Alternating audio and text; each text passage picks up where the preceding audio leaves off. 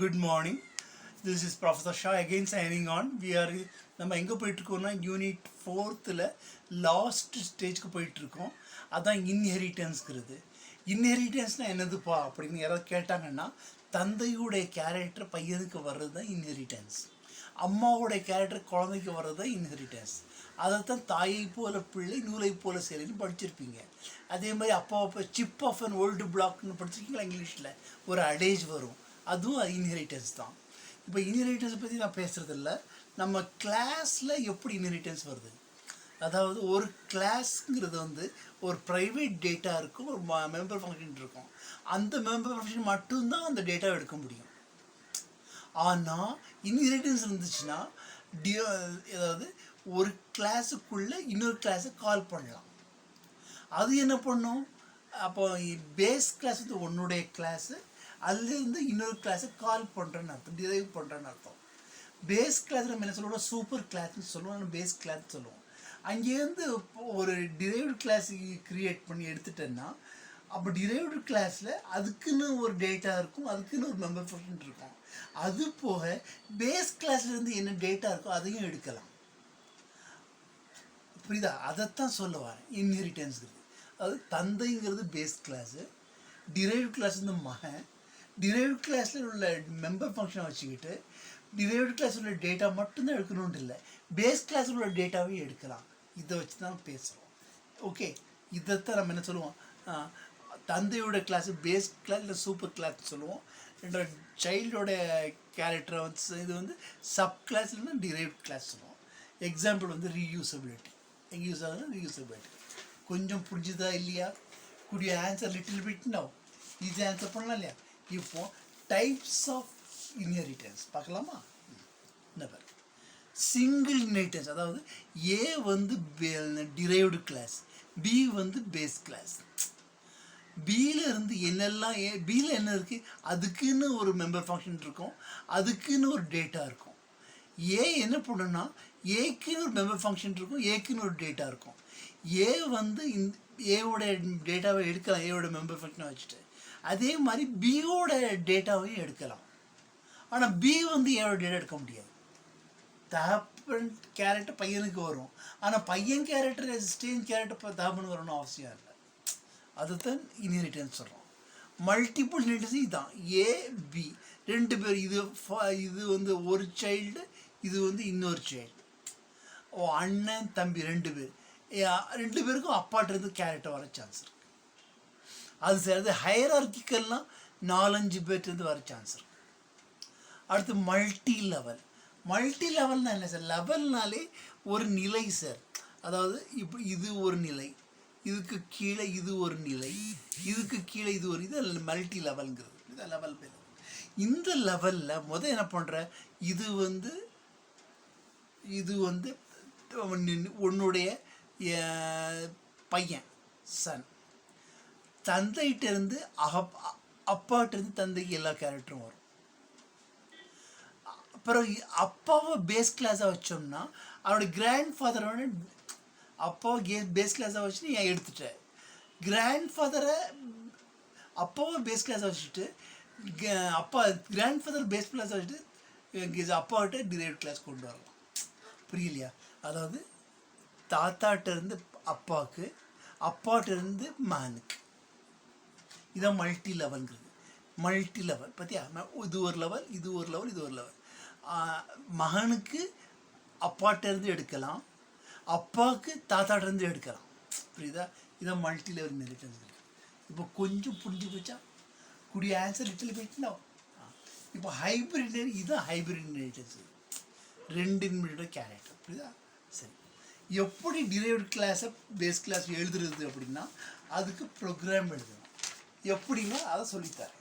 சரி, இங்கே பாரு, இது பேஸ் கிளாஸ், அதாவது பையன் அப்பா base class. Class student mark accept என்ன மெம்பர் ஃபங்க்ஷன்லாம் இருக்குது, accept name, display name. Okay, இங்கே பாரு எப்படி டிக்ளேர் பண்ணுறான். கிளாஸ் நேம் எக்ஸாம் போடுறான். சார் கிளாஸ் நேம் எக்ஸாம் எப்படி சார்? எஸ்டியூ தானே, அது பேஸ் கிளாஸ்க்கு. இப்போ டிரைவ்டு கிளாஸ்க்கு வர்றோம். பப்ளிக் எஸ்டியூங்கிறது என்னது? எங்கேருந்து எடுத்த எஸ்டியூ வந்து பேஸ் கிளாஸ். புரியுதா? எஸ்டியூங்கிறது வந்து பேஸ் கிளாஸ். எஸ்டியூங்கிறது என்னது? Base class. அங்கே இருந்து நான் சில கேரக்டர்ஸை அப்பன்ட்டு இருந்து மகனுக்கு எடுக்கிறேன்.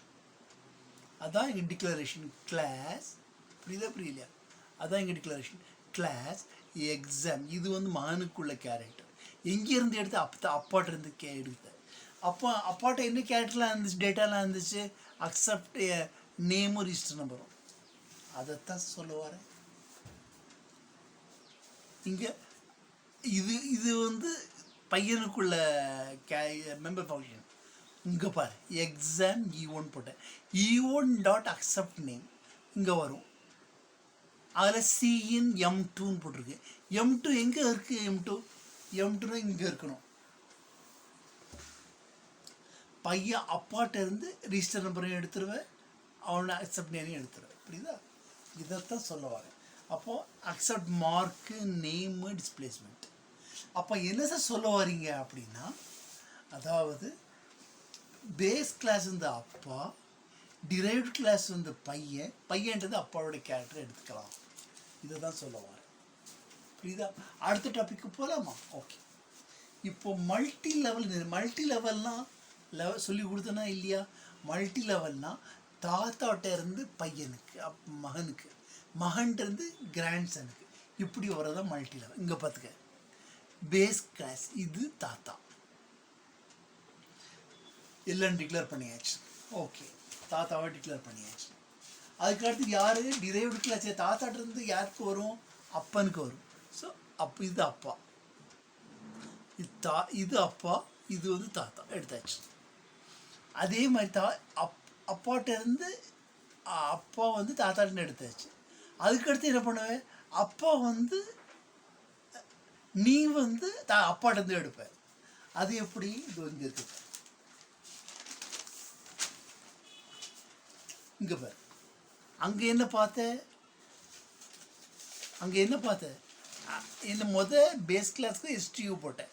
இது தாத்தா. ஸ்டூடெண்ட்னா தாத்தான்னு அர்த்தம், கிளாஸ் நேம். ஸ்டூடெண்ட்லேருந்து சில கேரக்டரை எடுத்துட்டேன்.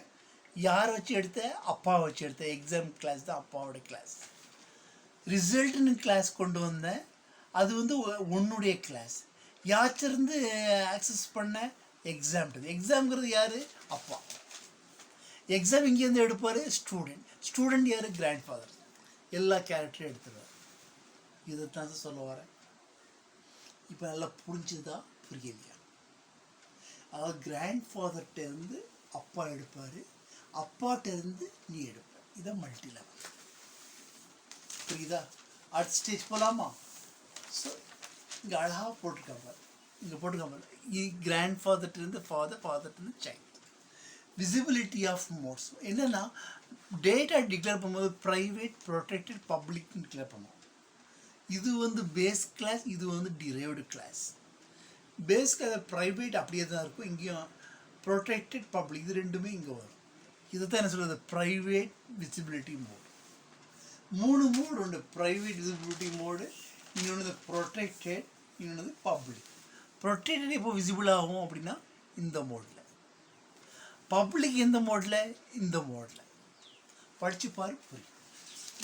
இவ்வளோ தெரிஞ்சால் போதும். இது போக அடுத்த பாயிண்ட், இன்ஹெரிட்டன்ஸ் அண்டு கன்ஸ்ட்ரக்டன்ஸ்.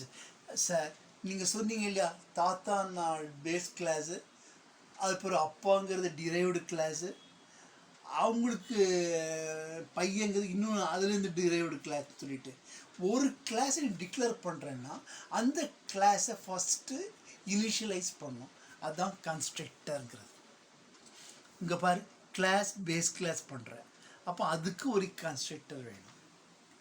கன்ஸ்ட்ரக்டரும் ஒன்று இருந்துச்சுன்னா டிஸ்ட்ரக்டரும் வேணும். அப்போ பேஸ் கிளாஸுக்கு கன்ஸ்ட்ரக்டர் டிஸ்ட்ரக்டர் கொண்டு வந்தாச்சு. இது புரியுதா புரியலையா? அப்போ டிரைவ்டு கிளாஸ்னால் அதுக்கும் அதே பாட்டு தான், அதே பல்லவி தான். டிரைவ்டு கிளாஸாக இருந்துச்சுன்னா அதுக்கும் டிஸ்ட்ரக்டர் உண்டு, கன்ஸ்ட்ரக்டர் உண்டு. இதப்போ டிரைவ்டு புரியுதா? இதைத்தான் பேசுகிறேன்.